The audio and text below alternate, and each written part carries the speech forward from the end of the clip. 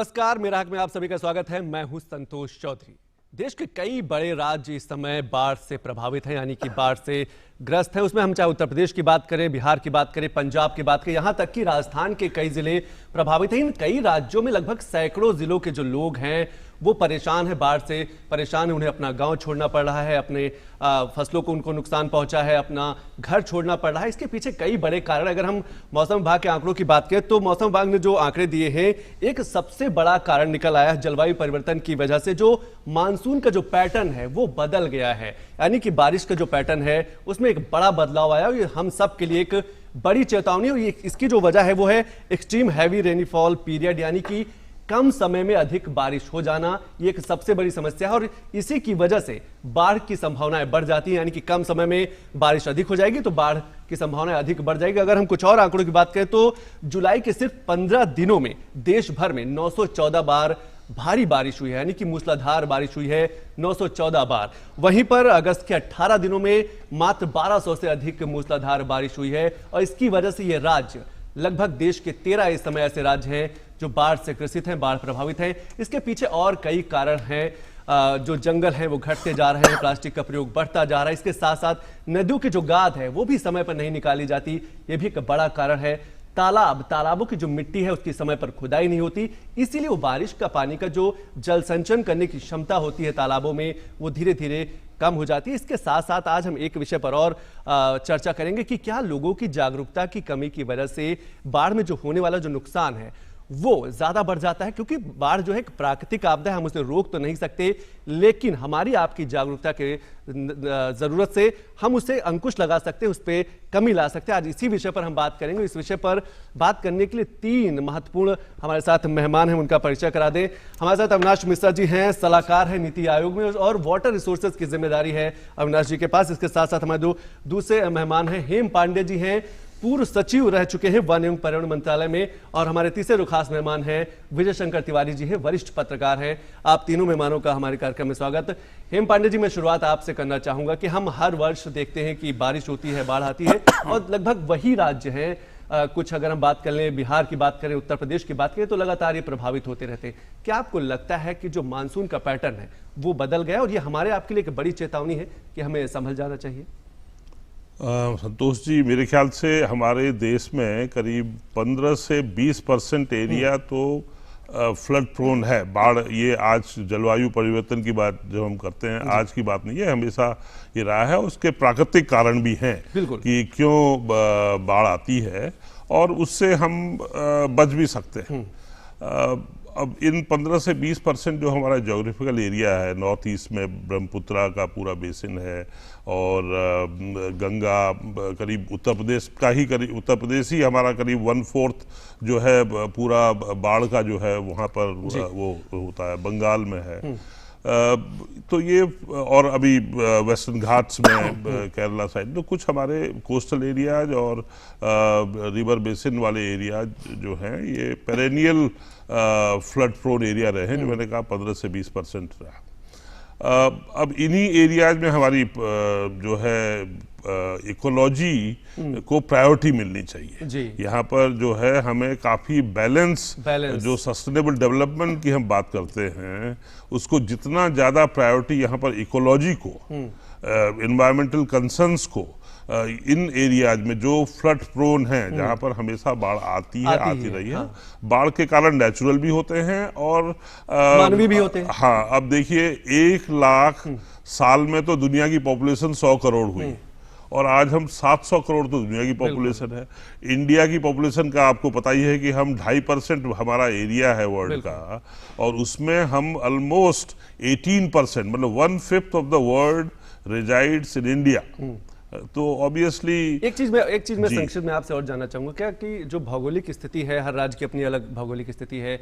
अगर उत्तर प्रदेश की हम बात करें तो उसकी अपनी अलग स्थिति है, लेकिन उत्तर प्रदेश में जो बाढ़ आती है और पूर्वोत्तर में जो बाढ़ आती है, ये एक भौगोलिक स्थिति अलग होने की वजह से भी नुकसान ज्यादा होता है।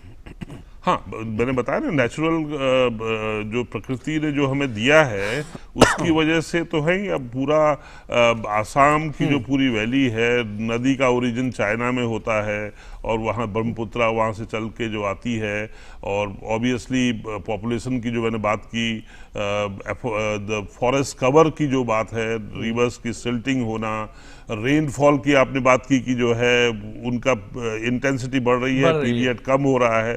तो ये सब जो है अल्टीमेटली बायोटिक प्रेशर जो पूरा दुनिया में है, और पर्टिकुलरली नेचुरल रिसोर्सेज पे उनकी डिमांड बढ़ रही है। ड्रेनेज, नेचुरल ड्रेनेज लगभग जो है खराब हो गया है। वेटलैंड्स जो, अगर पर्यावरण मंत्रालय की वेबसाइट में आप देखिएगा हमारी वेटलैंड्स की हालत बहुत खराब है। हमने उनको वर्चुअली कंक्रीट से ढक दिया है। कहीं बदलाव करने की जरूरत है। तो ये इसलिए मैंने सबसे पहले कहा कि ये 15 से 20% जो एरिया है, आज तो फ्लड का सीजन है, इसमें तो हम इमरजेंसी नी जर्क इमीडिएट कुछ सोल्यूशन शॉर्ट टर्म निकालेंगे, लेकिन लॉन्ग टर्म आपका नेशनल फ्लड जो प्रोग्राम है 1950 से, उसको दोबारा से देखने की जरूरत होगी। अविनाश जी, जलवायु परिवर्तन एक बड़ी समस्या है, आपको लगता है ये भी एक बड़ी वजह बनती जा रही है कि जो कम समय में अधिक बारिश हो जाती है और वो बाढ़ का कारण बनती है? तो आपको लगता है कि कम बारिश वाले जो क्षेत्र थे वो अब अधिक बारिश वाले क्षेत्र बनते जा रहे हैं? आपका कहना बिल्कुल ठीक है। जलवायु परिवर्तन एक मुख्य कारण है।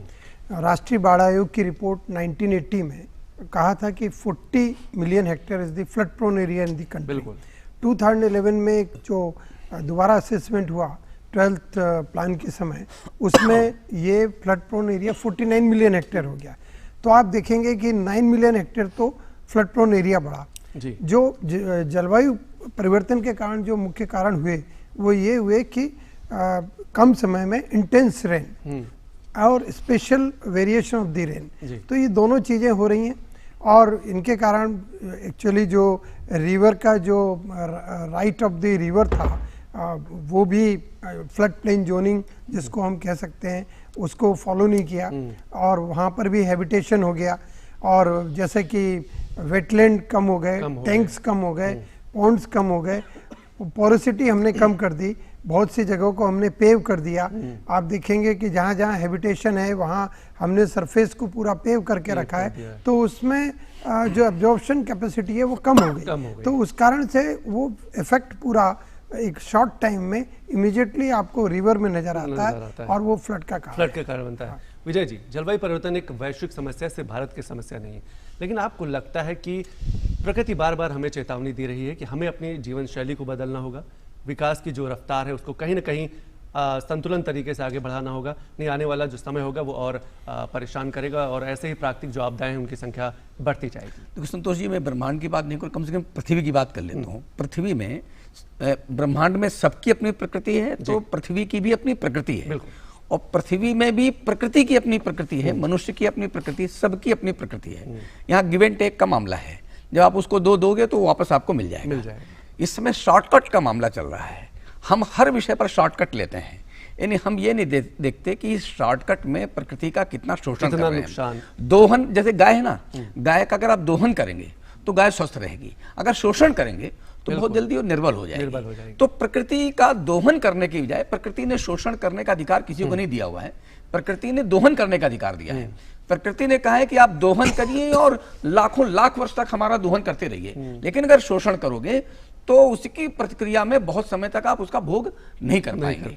तो ये एक महत्वपूर्ण चीज है कि आप देखिए, देश में हमने आंकड़े देख रहा था कि 1988 में जितनी हमारे यहाँ भूमि है तो 12 समथिंग उसकी बाढ़ प्रभावित एरिया था, और 88 में 10 साल बाद वो 37% था।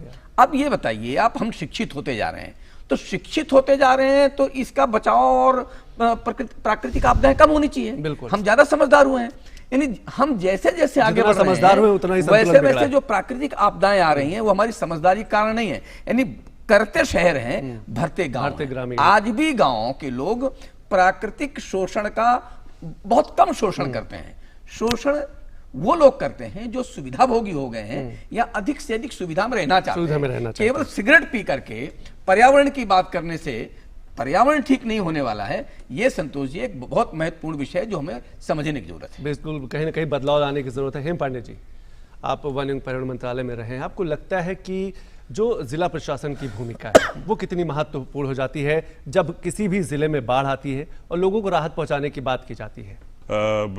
NDRF तैनात है सब जगह, तो इसमें तो सबसे पहला उद्देश्य होता है कि भाई लाइफ कोई लॉस ना हो, और उसमें शायद हम लोगों ने काफ़ी वो किया है।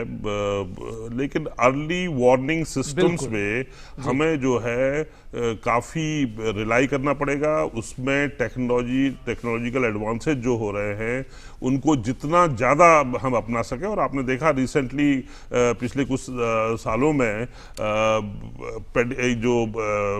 जो हमारे प्रेडिक्शंस हुए हैं, जो हमारी वार्निंग्स हुई हैं, जो उनका तुरंत उन पे कार्रवाई करने की वजह से काफ़ी नुकसान हमने बचाया है। प्रॉपर्टी का नुकसान तो कम बचता है, लेकिन एटलीस्ट लाइफ को बचाया गया है। तो और इसमें जिला प्रशासन तो सबसे पहले अग्रणी होता है, बिल्कुल कटिंग एज पे होता है। तो जिला प्रशासन तो सब समय तैयार रहता है, टाइमली। और अब लोग भी समझने लग गए हैं, जानने लग गए हैं, मीडिया कम्युनिकेशन के माध्यम से जो है खबर उनके वहाँ पहुँचती है। इंडिया में जहाँ 2% टेलीकॉम कवरेज था 1998 में, आज 2018-19 में almost everybody, all of us are having, हमारे पास जो है एक कम्युनिकेशन सिस्टम है जिसको हम देखते हैं, उसको यूज करते हैं। तो उस मामले में कोई वो नहीं है। लेकिन प्रिवेंटिव मेजर्स लार्ज स्केल में, पर्टिकुलरली फ्लड प्रोन एरिया में बहुत जरूरी है। अर्बनाइजेशन जिस ढंग से हो रहा है इसको प्रैक्टिकल करना पड़ेगा, पर्टिकुलरली इंडिया जैसी कंट्री जो कि इतनी ज़्यादा पॉपुलेशन को हाउस करती है और इकोलॉजिकली इतनी डाइवर्स है, from Himalaya to coastal area. 7000 kilometre हमारा कोस्टल एरिया है, कोस्टल बेल्ट हमारा काफ़ी फ्लड प्रोन है। और मैनग्रोव्स को हमें प्रायोरिटी देनी चाहिए कोस्टल एरियाज में, उनको ग्रो करना चाहिए, उसकी पॉपुलेशन बहुत कम हो गई है। अविनाश जी, एक चीज़ और देखने में आती है कि जब कहीं किसी ज़िले में बाढ़ आती है तो अक्सर देखा जाता है कि लोग अपना घर, अपना गांव छोड़ के नहीं जाते और बाद में वो उनकी जान माल की, उनके जीवन के लिए और चुनौती बन जाती है उनको बचाना। तो आपको लगता है कि ऐसे समय में लोगों को और जागरूक होने की ज़रूरत है? वो जैसे ही उन्हें जानकारी हो कि नहीं उनके ज़िले या उनके घर या गाँव में बाढ़ आ गई है तो वो सुरक्षित स्थानों पर पहुँच जाए, ये उनको करने की ज़रूरत है? बिल्कुल, इस चीज़ की बहुत आवश्यकता है। और जहाँ तक जिला प्रशासन में भी इस चीज़ में काफ़ी सुधार आया है। और सेंट्रल वाटर कमीशन के जो प्रेडिक्शन है वो भी 97-98% करेक्ट होती हैं और SMS से लोगों को बताया जा रहा है।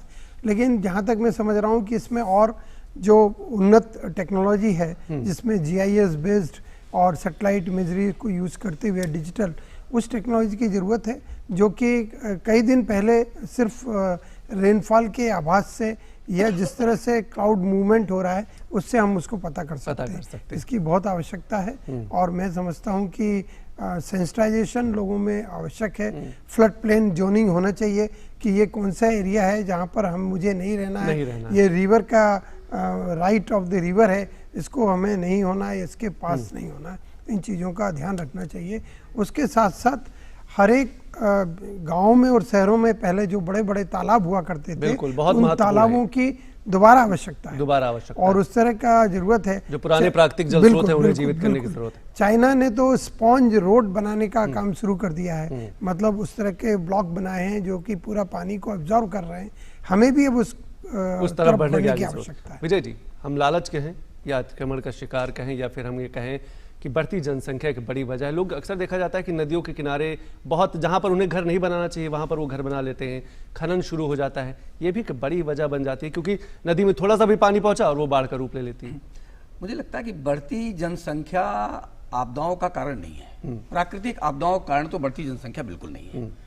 उसका कारण है असंवेदनशील होना। असंवेदनशील होना यानी जो व्यक्ति है उसको संवेदनशील बनाना। आप भी देखिए, हो सकता है मेरी बात से बहुत सारे लोगों को कष्ट हो सकता है और ख़ास तौर से जो मॉडर्न आर्ट पर चीज़ें ढूंढते रहते हैं वो हमारी बात को क्वेश्चन मार्क कर सकते हैं।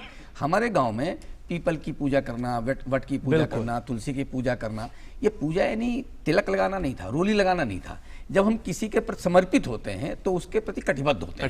जब हम पेड़ों के प्रति इतना कटिबद्ध होते हैं कि हम कटने नहीं देंगे, वो भावना, वो संवेदनशीलता, ये अगर आ जाती है तो एक बात मानिए संतोष जी कि कितनी भी बड़ी शासकीय व्यवस्थाएं हो जाएं, ये जो प्राकृतिक आपदाएं हैं उनके लिए 5% 7% तो उसका भरपेट कर सकती हैं, 95% नहीं कर सकती हैं।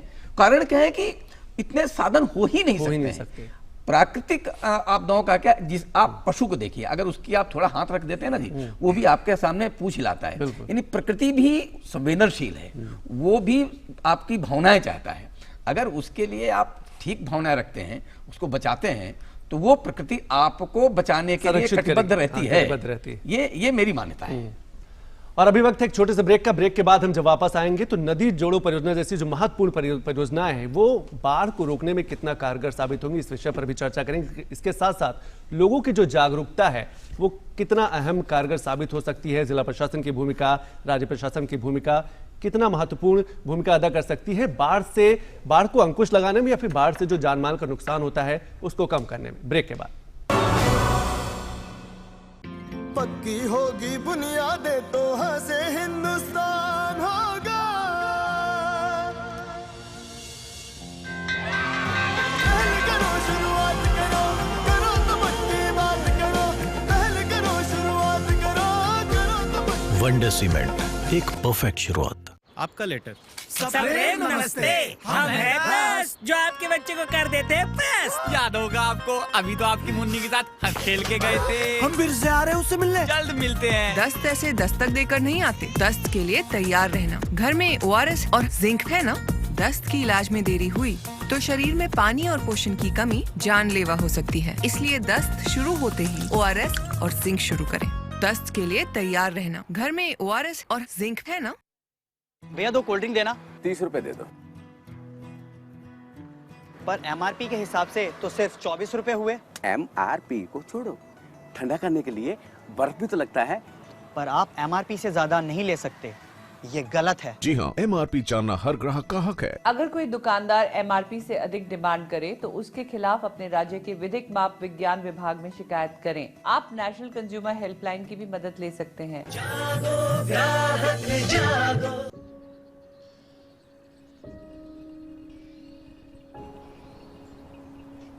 चौंतीस साल हो गए आंगनवाड़ी कार्यकर्ता के तौर पर। यहाँ का हर बच्चा मेरी आंखों के सामने ही पला बड़ा है। कल यहाँ से जाने के बाद क्या यही गांव वाले मेरा योगदान याद रखेंगे?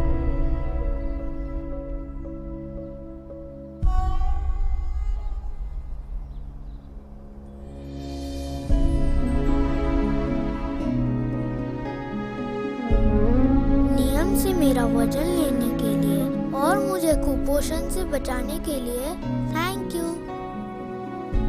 हमें समय पर पोषाहार देने के लिए धन्यवाद।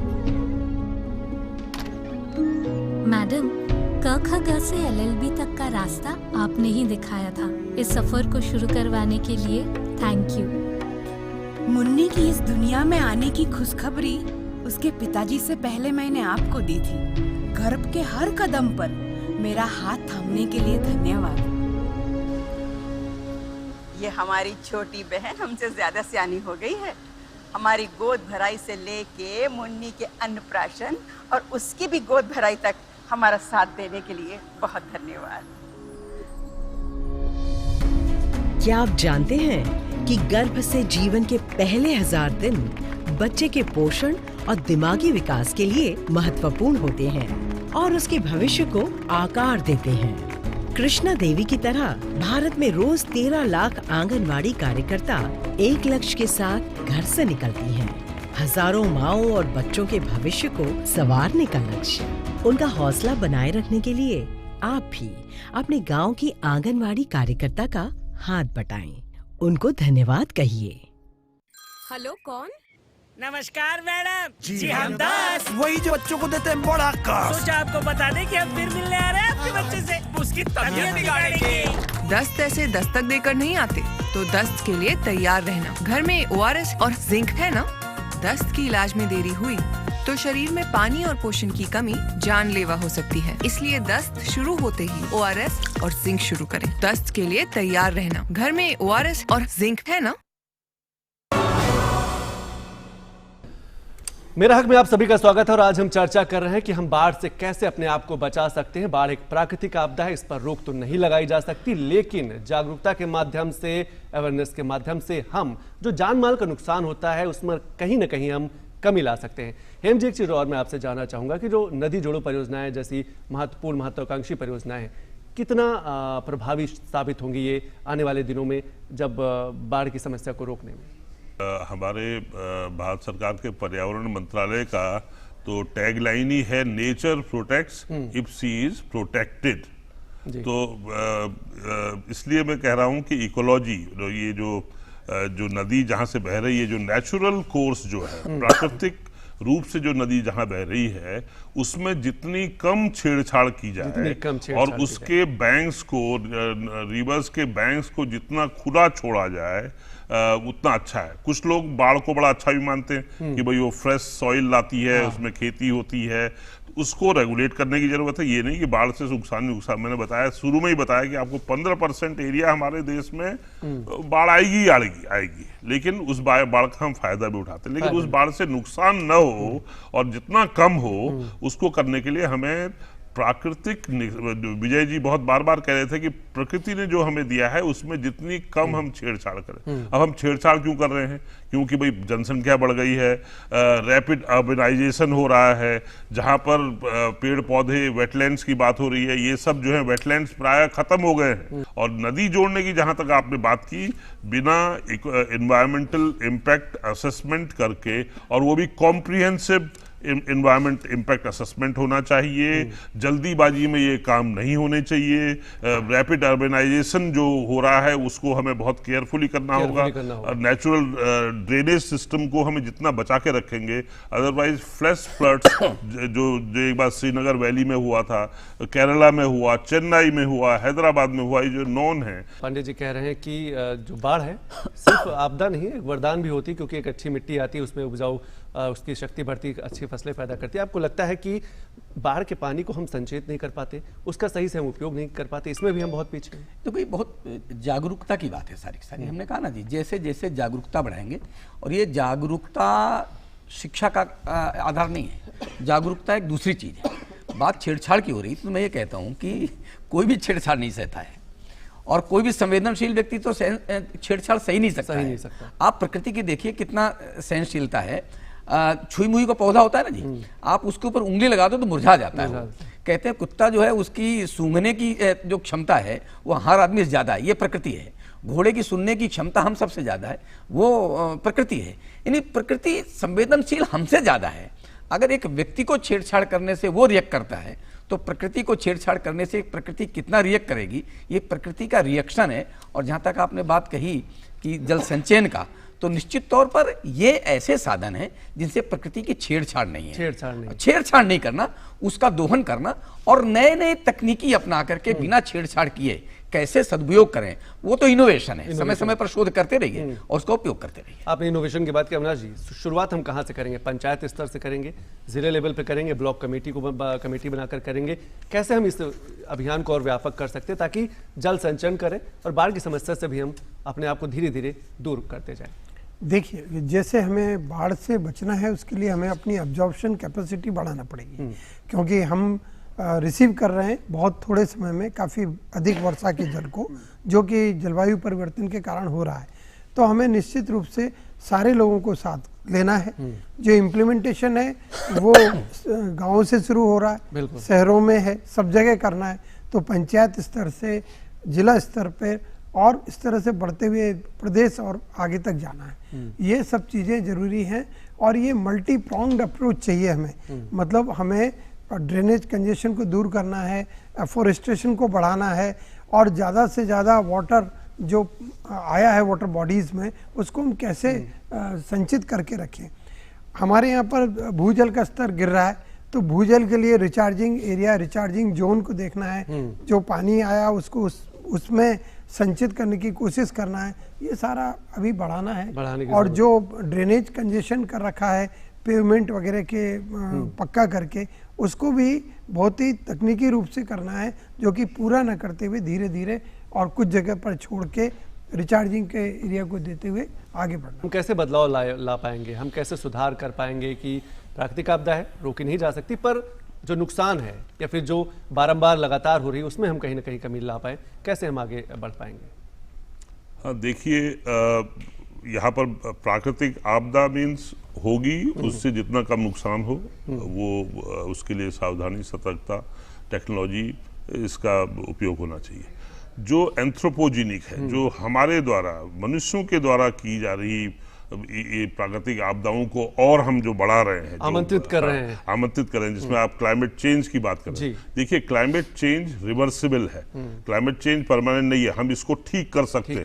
प्रकृति रक्षति रक्षिता, मैंने बताया पर्यावरण मंत्रालय का ये बहुत बड़ा संदेश है। तो इसको हमें सबको समझना होगा, और रूरल एरिया हो या अर्बन एरिया हो, अर्बन एरिया में ये ज़्यादा समस्या है क्योंकि यहाँ पर human interference, anthropogenic interference, comfortable life, easy life और सेक्रीफाइस करने की क्षमता बहुत कम, इस वजह से तो मैं ये फाइनली कहना चाहूँगा कि हमारे जो अफर्मेटिव एक्शंस है, पॉजिटिव एक्शंस है, एफोरेस्टेशन करना, रिफॉरेस्टेशन करना, वेटलैंड्स को ठीक रखना, नेचुरल ड्रेनेज सिस्टम को ठीक रखना, फ्लड सीजन से पहले सतर्क हो जाना, सतर्कता करना, और पर्यावरण या जो मौसम के बारे में जो भी संकेत मिलते हैं उनको ध्यान से सुनना, उनसे पैनिक न करके उनके बारे में अपना सुरक्षा और ये लेना, और यही सारे बचाव करने की सब चीजें जरूरत। अविनाश जी, लगभग देश की सभी जो बड़ी नदियां हैं वो बाढ़ के दृष्टिकोण से बहुत संवेदनशील है।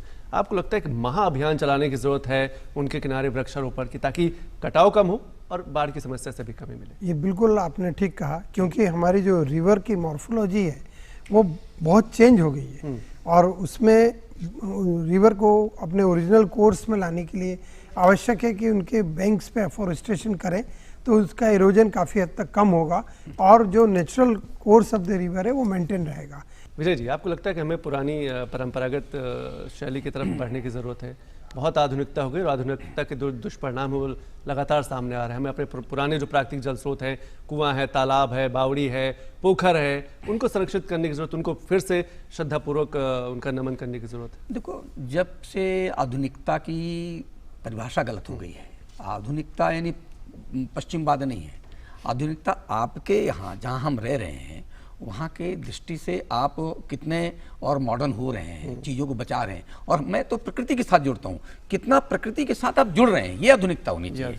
तो गांव में इतना बड़ा सामंजस्य था प्रकृति के साथ कि वो शाम को कहते थे कि ये पत्तों को मत हिलाइए, ये नाराज हो जाएंगे, सो गए हैं यानी ये कितनी बड़ी संवेदनशीलता थी प्रकृति और इंसान के बीच। प्रकृति के साथ अगर लगाव आपका खत्म हो गया तो प्रकृति का लगाव अपने आपके साथ खत्म हो जाएगा, फिर आपको बचाने वाला कोई नहीं है। इसलिए प्रकृति के साथ लगाव दोबारा कैसे जोड़ें, इस पर अगर बड़ा प्रयास हो तो प्रकृति हमारा बचाव कर सकती है।